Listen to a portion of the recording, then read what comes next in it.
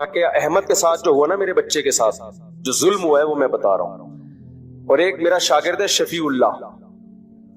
کئی مہینے پہلے ہوا یہ کہ میں نے اس کو بال کٹانے کے لیے بھیج دیا ہیئر ڈریسر کے پاس، نائی کے پاس. تو شفیع اللہ نے جا کے اس کی ٹنڈ کرا دی. اس کو بڑا غصہ آیا کہ میری ٹنڈ کیوں کرائی ہے، میں نے بال کٹوانے کا کہا تھا. گھر والوں نے بھی بولا تھا بال چھوٹے کرا دو، ٹنڈ نہیں کراؤ. اس کے دل میں بیٹھ گیا شفیع اللہ کا خوف. شفیع اللہ ہمارا خادم ہے نا، شاگرد بھی ہے. شفیع اللہ کا خوف بیٹھ گیا میرے بچے کے دل میں کہ یہ جب لے کے جائے گا تو ٹنڈ کرائے گا. اب ایک مہینے سے گھر والے میرے پیچھے پڑے ہوئے تھے، بھائی بچے کے بال کٹوا دو، بکرے جیسے بال ہو گئے ہیں، بڑے ہو گئے ہیں. ایک مہینہ پہلے سے میرے پاس اویلیبل بندہ شفیع اللہ ہی تھا. میں شفیع اللہ کو کہتا احمد کو، چھوٹے بچے کو لے جاؤ بال کٹانے کے لیے. احمد کہتا شفیع اللہ کے ساتھ نہیں جاؤں گا، یہ ٹنڈ کرا دے گا. میں نے شفیع اللہ کو بولا بھائی اس کی ٹنڈ نہیں کرانی، بال چھوٹے کرانے ہیں. بچے نے بولا نہیں ابو میں نہیں جاؤں گا، یہ ٹنڈ کرا دے گا. ایک مہینہ اسی طرح پروگرام ڈیلے ہوتا رہا، یہاں تک کہ بقرعید سر پہ آ گئی. 2-3 دن رہ گئے بقرعید میں. گھر والوں نے کہا بھائی اس کو بھیج دو. میں نے کہا بھائی میرے پاس اویلیبل شفیع اللہ ہے، اور میں بیٹا اس کو سمجھا رہا ہوں کہ بال چھوٹے کرا دینا، وہ اتنا بے وقوف تھوڑی ہے. لیکن بچے کے نا لاشعور میں یہ بات بیٹھ گئی کہ شفیع اللہ کیا کرا دیتا ہے، ٹنڈ. میں شفیع اللہ کے ساتھ نہیں جاؤں گا، جو ہمارا گارڈ ہے نا شمس، اس کے ساتھ جاؤں گا. میں نے ہتھیار ڈال دیے. میں نے کہا شمس بھائی عید آ رہی ہے، اس کے بکرے جیسے بال ہو گئے ہیں، تو اس کو لے جا یار، نائی کے پاس لے جا، اور ٹنڈ نہیں کرانا، خدا کے لیے اس کی ٹنڈ نہیں کرانا. بہت سمجھایا. شمس نے بولا بے فکر نے. میں نے کہا یہ ایک مہینے سے جا نہیں رہا کہ ٹنڈ نہ ہو جائے، اور ویسے بھی اب تو ٹنڈ اور بری کہ عید آ رہی ہے نا. بالکل ہی یہ ایسے ہی ہے، شادی والے دن آپ گنجے ہو کے بیٹھ گئے. ہوا یہ کہ جب بچہ آیا تو فل ٹنڈ ہوئی بھی تھی اس کی. مجھے بچے کا خوف نہیں، گھر والوں کا خوف کہ میرا کیا ہوگا کالیا. گھر والے تو مجھے چھوڑیں گے نہیں. بھائی ایک مہینے سے یہ پھٹا چچا. گھر والوں نے بھی بہت تاکید سے ٹنڈ نہیں ہونی چاہیے اس کی. میں نے بھی قسمیں اور پورے جتنے بھی رہن رکھوا سکتا تھا جو جائیدادیں، کہ بھائی ٹنڈ ہی ہوگی، جو شورٹی آپ نے لینی ہے، جو تسلی نہیں ہوگی ٹنڈ، بے فکر رہو. جب میں آیا تو رپورٹ یہ ملی کہ اس کی ٹنڈ ہو چکی ہے. میں نے شمس کو بلایا. میں نے کہا میں گھر نہیں جاؤں گا. میں نے کہا یار ایک مہینے سے یہ جھگڑا گھر میں چل رہا ہے، ٹنڈ نہیں کرانی، ٹنڈ نہیں کرانی. بچہ بھی کہہ رہا ہے، بچے کی ماں نے بھی بولا ہوا ہے. میں نے کہا یا تو میری بھی ٹنڈ کرا دیں. احتجاج میں مجھے بڑا غصہ آیا شمس کے اوپر. یار تمہیں 100 دفعہ سمجھایا ہے. شمس کہتا ہے، رونے والا ہو گیا نا بیچارہ. کہہ رہا ہوا یہ کہ یہ رو رہا تھا، کرسی پہ بیٹھ نہیں رہا تھا. میں نے کہا اس کے لیے پاپڑ لے آتا ہوں دکان سے، سامنے شاپ سے کیا لے آتا ہوں، پاپڑ کھاتا رہے گا اور بال کٹتے رہیں گے. کہہ رہے میں پاپڑ لینے گیا ہوں، واپس آیا تو آدھی ٹنڈ ہو چکی تھی. صحیح. تو جب آدھی ہو ہی گئی ہے تو اب آدھی تو اور بری لگے گی. کہہ رہے آپ مجھ پہ غصہ نہ کرو، میں اس سے پہلے لڑ چکا ہوں نائی سے، اتنی جلد بازی کی ضرورت کیا تھی تم. خیر جی، ہم نے کہا ہم تو اب گھر جانے کے قابل رہے. خیر میں کافی دیر بعد گیا، مجھے لگا کہ اب تھوڑا غصہ، تو وہ کیپ پہن کے گھوم رہا ہے. آج کل کے بچوں کے بھی تو، ہم تو یار ٹنڈے ہوتے تھے، ٹنڈے پنڈے گھوم رہے ہوتے تھے. تو یہ اس لیے یہ ٹنڈ کا واقعہ عظیم واقعہ ہے، یہ ہلکا واقعہ. میں نے کہا بیٹا تیرا تو پروگرام بڑھ گیا. ٹنڈ بھی اس دن ہوئی ہے جس دن تو ٹنڈ نہیں چاہ رہا. ایک مہینے سے رونا ڈالا ہوا تھا اس. اچھا خیر یہ تو مذاق کی بات آ گئی. تو دیکھو بچے گھر میں ہوں گے تو لائف کو انجوائے کرو گے. جن کم بختوں کے گھر میں بچے ہی نہیں ہیں، ان کے گھر میں نہ ٹنڈ کے واقعات ہوتے ہیں نہ بالوں کے واقعات. میں بار بار کہتا ہوں، ہمارے نانا سے کوئی پوچھتا تھا کہ گھر میں خیریت ہے، وہ کہتے تھے خیریت کم بختوں کے ہاں ہوتی ہے، بدقسمتوں کے ہاں ہوتی ہے. جن کے گھر میں افراد ہوتے ہیں، بیٹے بیٹیاں پوتے نواسے بہویں داماد، ان کے گھر میں خیریت نہیں ہوتی. سمجھ رہے ہو کیا مطلب؟ یہ خیریت نہ ہونا بھی خوشیاں ہیں. خیریت ڈیفنس کے ان 1000 گز کے بنگلوں میں ہے جہاں میاں بیوی رہتے ہیں، خیریت ہی خیریت ہے. اور دیواریں ہیں، بڑے بڑے واش روم ہیں، کمروں جتنے، اتنے بڑے بڑے واش روم بنا لیے انہوں نے، اتنے بڑے بڑے. مجھے لوگ دکھا رہے ہوتے ہیں یہ بیڈ روم، یہ بیڈ بہت ہے، بندہ ہے ہی نہیں، کیا کرنا ہے؟ ایک منجی لا کے ڈال دو یار بس. گھر میں افراد ہو تو رونق ہوتی ہے میرے بھائی، ڈپریشن ختم ہوتی ہے، خوشیاں ملتی ہیں. جن گھروں میں بچے نہیں ہیں، عید بقرعید کا مزہ نہیں ہے ہی نہیں کچھ. تو اس لیے اپنے آپ کو فیملی پلاننگ والوں کے چکر میں برباد مت کرو، گھروں کو آباد کرو. گھر دیواروں سے فرنیچر سے آباد نہیں ہوتے، فرنیچر ہوٹلوں میں بھی ہوتے ہیں. دیواریں ہوٹلوں کی زیادہ اچھی ہوتی ہیں، واش روم ہوٹلوں کے 5 اسٹار ہوٹل کا واش روم بہت اچھا ہوتا ہے. 20 تو تولیے لٹکے ہوئے ہوتے ہیں، آدمی یہی دیکھ رہا ہوتا ہے یہ والا تولیہ کس کام کے لیے، یہ ٹاول کس کام کے لیے، یہ ناک پوچھنے کے لیے، یہ سر صاف کرنے کے لیے، گھٹنے. 20 قسم کے ٹاول رکھے ہوئے ہوتے ہیں. تو پھر وہیں کیوں نہیں رہ جاتے؟ میں تو بڑے بڑے لگژری ہوٹلوں میں ٹھہرا ہوں، پھر بھی گھر بھاگنے کا دل کرتا ہے، کیونکہ ہوٹل میں سب کچھ ہے، افراد بولو نہیں ہے.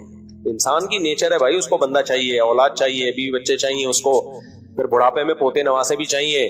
سمجھتے ہو ہماری تو اب نواسی گھر میں آتی ہے، وہ الگ اسٹائل کی ہے، دل بہلاتی ہے، وہ الگ اس کی حرکتیں ہیں، اتنی سی گھوم رہی ہوگی ایسے پورے گھر میں. تو یہ خوشیوں سے تمہیں گوروں نے محروم کر دیا. گوروں کے پاس اس کا آلٹرنیٹ پتہ ہے کیا ہے ان خوشیوں کا؟ کتا. پوری تشدید کے ساتھ میں یہ لفظ پڑھتا ہوں، کتا. گورے نے باپ کا آلٹرنیٹ بھی تلاش کر لیا، کتے پال کے. ماں کا آلٹرنیٹ بھی تلاش کر لیا، کتا پال کے. بیوی کا آلٹرنیٹ بھی کیا ہے؟ کتا. بچوں کا آلٹرنیٹ بھی کیا ہے؟ کتا. ایسے بیان جب میرے نیٹ پہ جاتے ہیں لوگ کہتے ہیں اتنا بھی نہیں ہے مفتی صاحب، وہاں بھی فیملی والے لوگ ہیں بھائی، بہت تھوڑے ہو گئے. 4-5 دن کے بعد لوگ حرکتیں دیکھ کے وہ کہنا بھی چھوڑ دیتے ہیں. ٹھیک ہے 2-4 دن تو حاجی صاحب کہہ رہے تھے حرکتیں تو چھوڑو یار، اس پہ حاجی سوٹ نہیں کرتا. تو پہلے زمانے میں حاجیوں کی بڑی عزت ہوتی تھی. اب حاجیوں کے معاذ اللہ سب کی بات نہیں، بہت سے حاجیوں کی کرتوتوں کی وجہ سے حاجی کا لفظ بھی کیا ہو گیا. کسی کو کہہ رہا ہو نا حاجی صاحب تو لوگ سمجھ جاتے ہیں پتہ نہیں کوئی خدا نہ خواستہ کوئی چور وور تو نہیں ہے، کوئی ایسا لفظ بدنام کر دیا ہے. کہا بولو نا حاجی صاحب آ رہے ہیں، اللہ خیر کرے، حاجی صاحب ہے بھائی، یہ تو بٹوا نکالے گا جیب سے، یہ ڈر لگ رہا ہوتا ہے. تو اب مسئلہ کیا ہے کہ جو جتنا دین کو ہم فالو کر رہے ہیں نا، شاید اس کی وجہ یہ کہ خواہشات اس کی اجازت ہمیں دے رہی ہیں، کلچر اس کی اجازت ہمیں دے رہا ہے. تو اللہ قرآن مجید میں فرماتے ہیں یہودیوں کی خصلت، کلما جاءہم رسول بما لا تہوی انفسہم فریقا کذبوا وفریقا یقتلون. فرمایا یہود تو اہل کتاب تھے نا، حضرت موسیٰ کو مانتے تھے.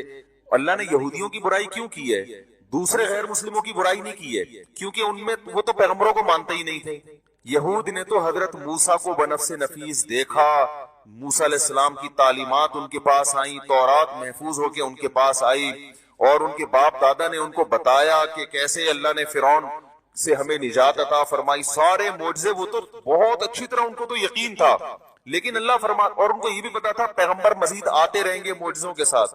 اللہ فرماتے ہیں جب بھی کوئی نیا پیغمبر آیا نا، اس بیس پہ انکار نہیں کیا کہ پیغمبر کی صداقت میں شبہ تھا، نہ یا پیغمبر نے دلائل سے ثابت نہیں کیا کہ میں پیغمبر ہوں، نہ. اللہ فرماتے ہیں لا تہوی انفسہم، پیغمبر جب بھی آتے تو کچھ ایسے احکام لے کر آتے جو ان کی خواہشات کے خلاف ہوتے تھے. سمجھ رہے ہیں؟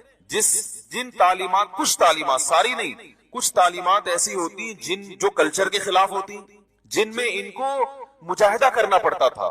تو اللہ فرماتے ہیں جہاں کسی پیغمبر نے ایسی بات کہی جو ان کی خواہشات کے اگینسٹ، فرمایا بہت سے پیغمبروں کا انکار کیا، بہت سو کو تو قتل کر دیا انہوں نے کہ یہ رکاوٹ ڈال رہے ہیں. کیونکہ جب پیغمبروں کو اگر ایسے ہی چھوڑ دیا جاتا تو پیغمبر کی دعوت دلائل سے بڑی زبردست ہوتی ہے، دلائل سے لوگ ان کی طرف مائل ہوتے ہیں. تو جو ان کی طرف مائل نہیں ہو رہے تو مائل ہونے والے ان کو برا سمجھنا شروع کر دیتے ہیں کہ یہ غلط ہے. تو کوئی انسان اپنے بارے میں یہ برداشت کر سکتا ہے کہ لوگ مجھے غلط سمجھیں، تو کہتے تھے ان کو راستے سے ہٹاؤ تاکہ ہماری چودراہٹ برقرار رہے، ہم اپنی خواہشات پہ عمل کرتے رہیں. تو وہ کام جو یہودیوں نے کیا وہی کام آج مسلمان بھی کر رہے کہ نہیں کر رہے. اب نیا پیغمبر نہیں آئے گا، لیکن رسول اللہ صلی اللہ علیہ وسلم کی کچھ تعلیمات ہمیں پہنچی جو ہمیں لگتی ہیں بڑی زبردست ہیں. ان تعلیمات میں ماشاءاللہ ہمیں نبی صلی اللہ علیہ وسلم نے یہ بھی بتایا کہ جی کھانا کھانا چاہیے. کیا خیال ہے؟ بھوکا رہنا صحت کو خراب کرنا اچھا نہیں ہے. ہمیں بڑی زبردست باتیں لگی یار، زبردست. دعوت قبول کرنی چاہیے، تو ہمیں یہ حکم بہت اچھا لگا. جو بھی دعوت کرتا ہے چاہے رات 3:45 بجے کر رہا ہو، ہم الحمدللہ جاتے ہیں. پیٹ پہلے سے بھرا ہوا بھی ہو تو مسلمان کا دل چونکہ نہیں دکھانا ہے، دوبارہ سے اسی اسپیڈ سے کھا کے واپس آتے ہیں. نبی نے حکم دیا بھائی دعوت، ولیمے کی دعوت کو حکم دیا مت ٹھکراؤ. تو ولیمے کی دعوت کے لیے آپ کو 9 بجے کارڈ پہ لکھا تھا، 1:15 بجے اس نے کھانا کھلایا. احتیاطاً آپ نے عشاء کے بعد گھر میں کھانا کھا لیا تھا کہ بھوک سے مر نہ جاؤں کہیں میں. حالانکہ پتہ ہے بھوک سے کوئی مرنے والا ہمیں نظر، سب کھا کے مر رہے ہیں، لیکن اپنے بارے میں یہ خطرہ تھا کہ اگر میں نے عشاء کے بعد احتیاطاً نہیں کھایا تو 11:15 تک میں بھوک سے مر جاؤں گا. تو پھر ہم مسلمان کا دل رکھنے کے لیے دوبارہ سے دعوت قبول کی. 11:15 بجے جا کے وہاں طبیعت سے پھوڑا. اور پھر اس کے بعد ہم نے غلط حدیث سنی بھی ہے کہ کھانے کے بعد میٹھا کھانا سنت ہے. ویسے فرائض و واجبات بھی پورے نہیں ہو رہے، لیکن یہاں سنتوں کو بھی الحمدللہ طبیعت سے فوکس کیا جا رہا ہے. تو میٹھے کی جتنی قسمیں تھیں وہ ساری کھائی ہیں، کیونکہ میٹھا کھانا ہمارے خیال میں کیا ہے، ہوتا کہ نہیں ہوتا بھائی یہ تو کھاؤ نا، یہ تو سنت ہے. حالانکہ کوئی سنت نہیں ہے کھانے کے بعد میٹھا کھانا. کھانا کھانا ہی سنت نہیں ہے بھائی، نبی تو فاقے سے رہتے تھے. تو یہ والی سنت بھی الحمدللہ مسلمان کے پاس جب حدیث پہنچی، اس نے کہا اسلام بہت شاندار مذہب ہے، کسی کا دل دکھانے کی اجازت نہیں دیتا، اور طبیعت سے پھوڑنے کے بعد میٹھا کھانے کا حکم بھی دیتا ہے. صرف یہ نہیں کہ اجازت ہے، باقاعدہ کیا ہے. تو میں نے دیکھا ہے لوگوں کو، میں کسی کا نام تو نہیں لے رہا نا، تو غیبت نہیں ہے. تو یہ والا بھی یہ والا بھی. میٹھے کی بھی اب تو 3-4 قسمیں آ گئی ہیں. آئس کریم الگ ہوتی ہے، کسٹرڈ الگ ہوتا ہے، کھیر الگ ہوتی ہے. وہ تینوں طبیعت سے پھوڑنے کے بعد پھر آخر میں کولڈ ڈرنک طے بٹھانے کے لیے. صحیح ہے. تو یہ والی بھی سنت ہے. اسی طرح ایک سنت ہے عقیقہ، یقیناً سنت ہے. یہ تو سنت نہیں ہے جو پھوڑنے پھاڑنا ہے نا، یہ جو کہہ رہے ہیں تو سنت کے نام پہ مذاق ہے. عقیقہ بہرحال سنت ہے، اس کو بھی طبیعت سے فوکس کیا ہوا ہے، کیونکہ اس میں بھی کیا ہے کھانا پینا. تو وہ بکرے وکرے کٹتے ہیں، کھاتے پیتے ہیں. یہ والی سنت بھی الحمدللہ مسلمان فالو کر رہے ہیں. تو اور بہت ساری سنتیں ہیں، کچھ تو اپنی طرف سے بنائی بھی ہیں. اچھا اپنی طرف سے کوئی مشکل چیز نہیں بنا رہے، جن چیزوں کا انٹرٹینمنٹ سے تعلق ہے نا وہ بنائے جا رہے. کھانے پینے والی سنتیں، 11ویں کا کھانا، تو تیجے کا کھانا، تو 40ویں کا کھانا. چلو پیر جمعرات کا روزہ سنت ہے، ایک روزہ آپ منگل کا بھی بدعت کے طور پہ کہ یار منگل کا بھی سنت ہے. ایسا کوئی بدعت بھی مارکیٹ میں نہیں آ رہی ہے ایسی. 5 نمازیں فرض ہیں تو ہم 6ٹی بھی فرض کر لیں گے، یہ بدعت ہو جاتی نا، وہ نہیں ہو رہا. یعنی بدعت بھی وہ ثواب جو ان کا تعلق انٹرٹینمنٹ سے ہے. کھانا کنڈے بھی کھانا ہے، 11ویں بھی کیا ہے کھانا ہے. کھانے اور صدقے کے نام پہ بکرے، تو پتہ نہیں کیا کیا ہو رہا ہے بھائی. فلانے کا نکال کے وہ کھا لیا، خود بھی کھا رہے ہیں.